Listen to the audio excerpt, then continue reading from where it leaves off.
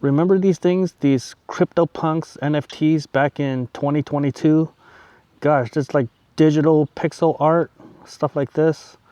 Things that sold, some of these, I heard that they even sold for a couple $1,000,000 or something like that, something unbelievable. I mean, that is absolutely insane. These CryptoPunks, something called Bored Ape Yacht Club. I don't even know really what these are, but NFTs are non-fungible tokens that were all the craze just a couple years ago, and celebrities and people were endorsing these things like none other. I mean, if that is not the definition of a bubble, then I don't know what is. CryptoPunks, crypto kitties, non-fungible tokens, NFTs. I mean, does this ring a bell at all? Does this strike a chord to anybody? This was back in 2022, just a couple years ago, when these NFTs, these digital images, were all the rage. I think it's safe to say now, looking back, that those things were a bubble. I mean, that was a mania, and that is an example of the latest mania that I can think of. Well, there's other ones too, like Labubus. What else? Those meme stocks like GameStop, AMC stocks. I mean, history always repeats itself. We can't help ourselves. Humanity has a way of just falling into the same trap over and over again. I did some research on this, and manias date back to something actually called the tulip bulb mania back in the 1700s, where, I mean, it seems very laughable now, but people were going crazy over tulip bulbs, if you can believe that. Like different colors, different sizes, different assortments of tulip bulbs. And the mania got so frenzied at the peak, these tulip bulbs, one tulip bulb cost more than a house back in the 1700s. I mean, people were going, cuckoo over, believe it or not, tulip bulbs of all things.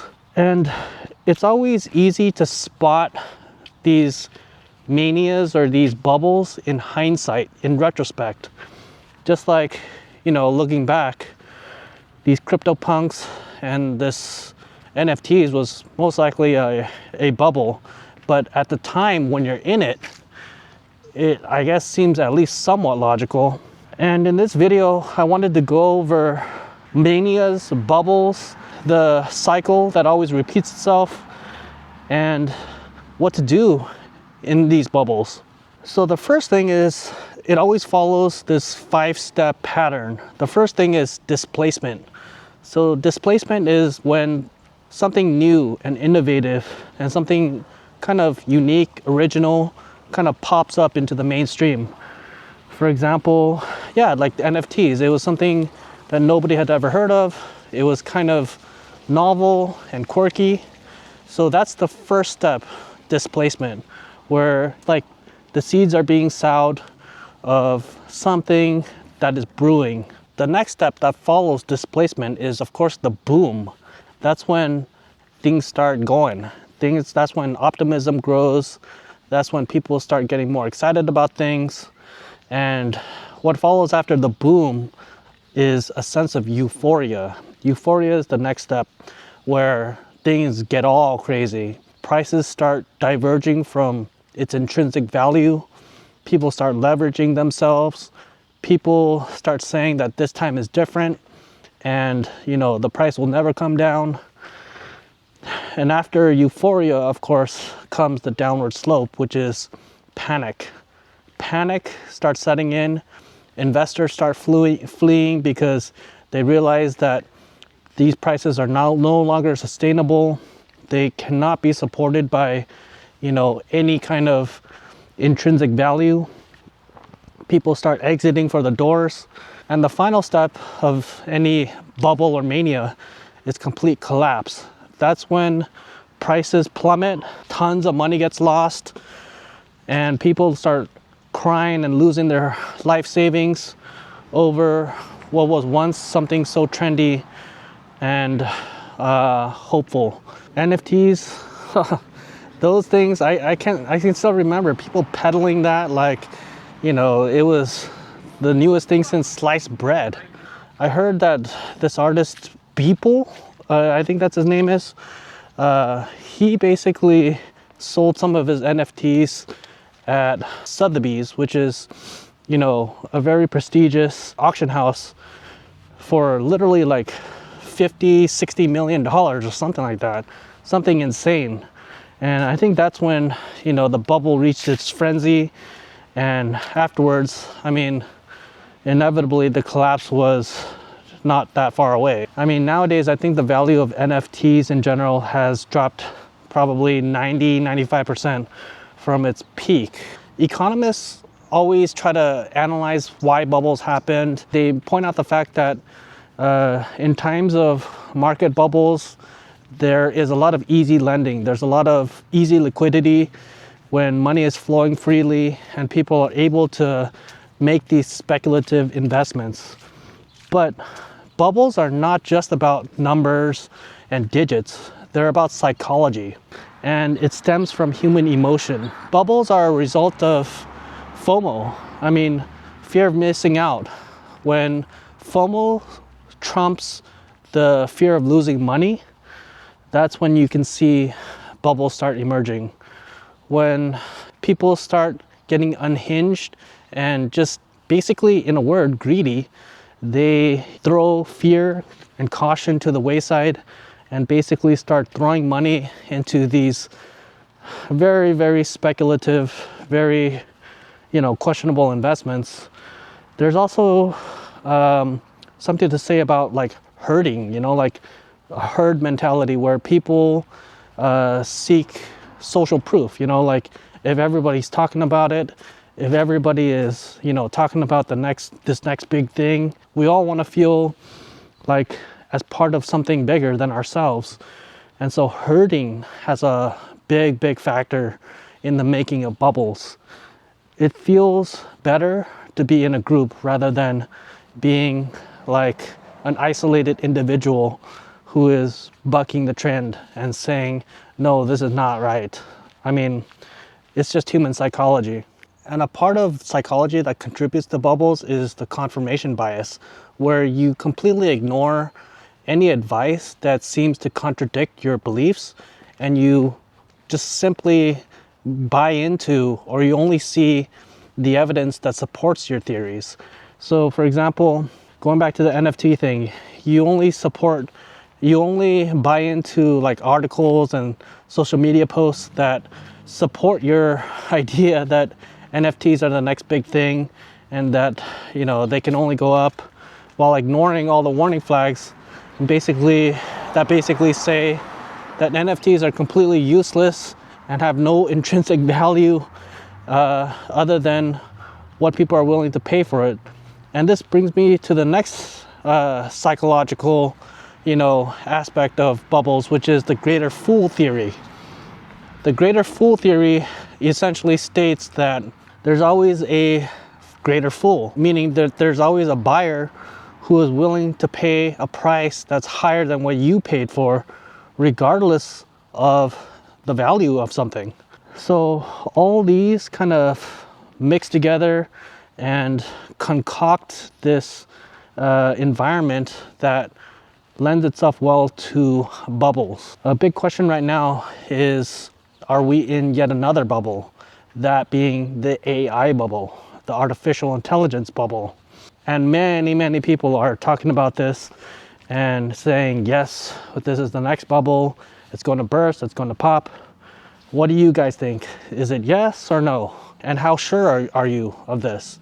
Because as I alluded to earlier in the video, it's always easy to say in retrospect when all the results have been tallied and accounted for, whether or not we're in a bubble. But it's very hard, trust me, it's very hard to say when you're actually in it.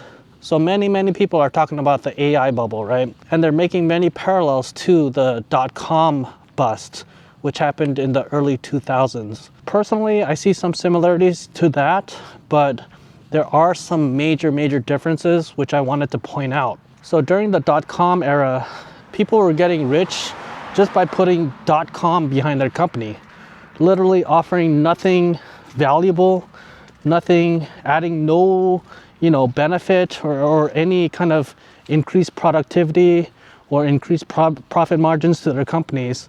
Literally just slapping .com behind their company's name would increase their valuation by millions.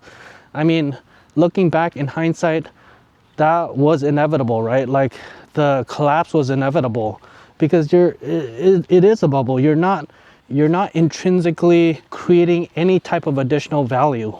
The difference is that nowadays, a lot of these AI companies, they have, huge balance sheets. They have enough cash flow. They have enough profit margins that things are way different now than almost 20 years ago when these .com companies started springing up. And I mean, we're not debating that AI doesn't offer tremendous potential, right? Like, I think that's pretty much settled. Like, artificial intelligence, I don't know if you guys have tried it or not, but that is an incredibly powerful thing. Just go on ChatGPT if you want. Go on Gemini, Claude, anything like that. And if you've never tried it before, I guarantee you will be blown away. What I'm trying to say is that AI, no question, has intrinsic value. There is no doubt in my mind that some AI companies will definitely make it big, while many others who don't offer value or don't offer enough value will just go by the wayside. So how does one pick essentially the winners from the losers if this is indeed a market bubble? Well, one way is to think a little bit deeper. So just as a side note, let me go into this little thing about the two modes of thinking. This was, by the way, a concept devised by Daniel Kahneman, who is a Nobel Prize winning economist. And he's famous for creating two systems of thought. So system one is basically your quick system, like your intuitive, your knee-jerk reactions that are good for like intuition, basing things off of emotion, quick judgments. That's system one. System two is more slower and it's more thoughtful and it's more kind of a slower process where you think deeper about things and you think about them for a longer period of time. I wanted to bring that up because system two is useful for me personally to think about what kind of investments will pay off in the future. So going back to the .com era, a few companies actually came out of the rubbles, if you will, of the .com bust. Things like Amazon and eBay. If you look back, you can find clues for, why those companies came out of the rubble when basically 99% of all other companies crashed and burned. So at the time, and I distinctly remember this, Amazon was getting killed because they weren't profitable. You can go back and look at interviews that Jeff Bezos, the CEO of Amazon at the time, did with people like Jay Leno and other interviewers. Jeff Bezos and Amazon were getting killed because Amazon was not profitable. Profitability is definitely a very important factor to a company's success, right?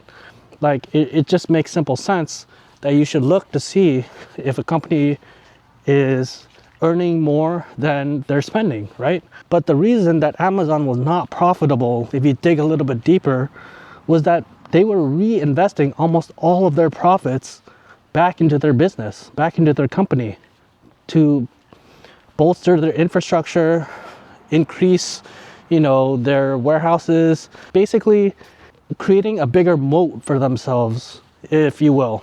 Like the thought behind that was get big fast, right? Like they were just reinvesting literally billions of dollars back into Amazon, back into the logistics, back into the business itself. And boy, did that pay off. I mean, look at Amazon now.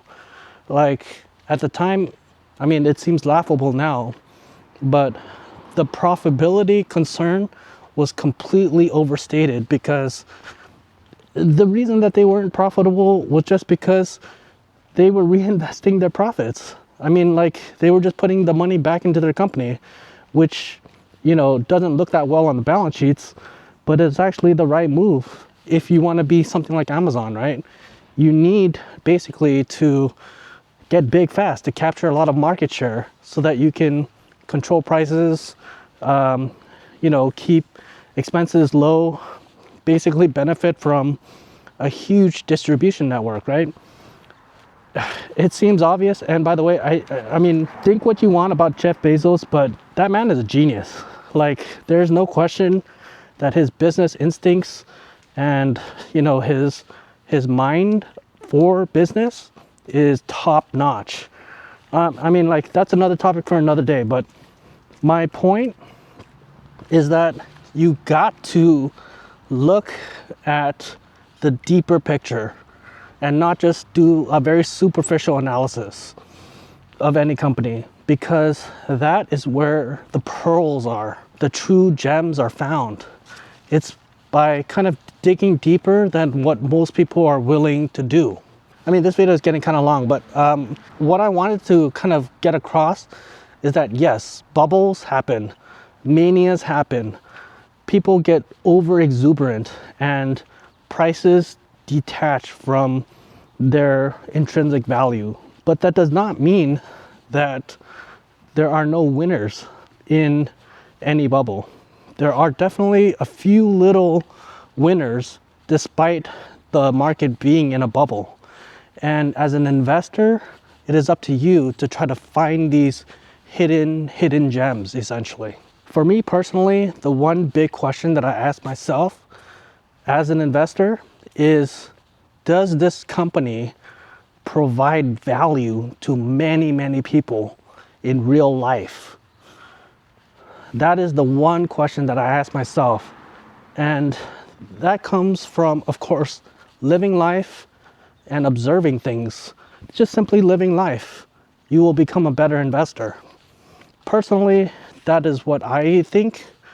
That is what I feel. That is how I invest. And that is what helps me kind of see through the noise, see through all these bubbles, these manias, and kind of disregard what people are talking about by basically just basing my investment thesis off of my own personal experience. Does this company provide value for many people? If the answer is yes, most likely over time, that will be a good investment. Sure, there'll be a lot of ups and downs, a lot of pullbacks, a lot of corrections, whatnot. But the fact remains that sooner or later, if you have something valuable, if you are providing something truly transformative to many people on planet Earth, your company will be worth more in the future than it is now. I try to make the way that I think about investing, I try to boil it down to what we call like first principles, like thinking very carefully about the fundamentals of a system or a process. Okay, anyways, I don't want this video to get too long. Thank you guys for listening. I'll see you in the next video. Bye.